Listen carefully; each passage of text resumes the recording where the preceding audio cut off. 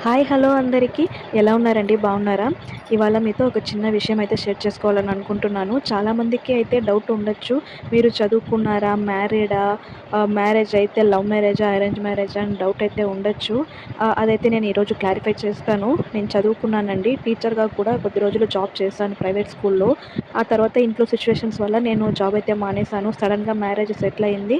Marriage చేసుకొని నేను చెన్నైకైతే వచ్చేసాననమాట. Present నేను చెన్నైలో ఉన్నాను.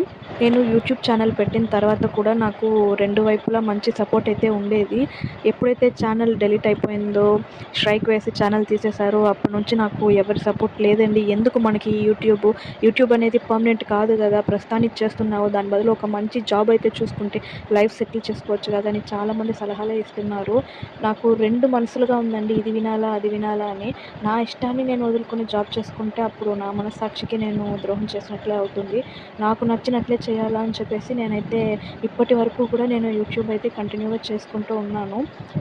సక్సెస్ అవ్వడానికి నాకు ఇంకా చాలా టైం అయితే పట్టేటట్లే ఉంది. అదేవిధంగా చాలామంది అంటూ ఉంటారు కదా! యూట్యూబ్‌లో సక్సెస్ అయితే అంత త్వరగా రాదండి. అంత ఈజీ కూడా కాదు అని అంటుంటారు. త్వరగా రాకపోయినా కూడా పర్వాలేదు. కానీ సక్సెస్ అయితే మాత్రము నేను అందరికీ ఒక ఇన్స్పిరేషన్‌గా నిలుస్తానని అనుకుంటున్నాను. ప్లీజ్ నా ఛానల్‌ని సపోర్ట్ చేసి నాకు ఇంకా బాగా ఎంకరేజ్ చేశారంటే నేను మంచి సక్సెస్ అయ్యి వాళ్ళందరి ముందర నేను ఒక యూట్యూబర్‌గా నిలబడతానని నాకు బాగా నమ్మకం అయితే ఉంది.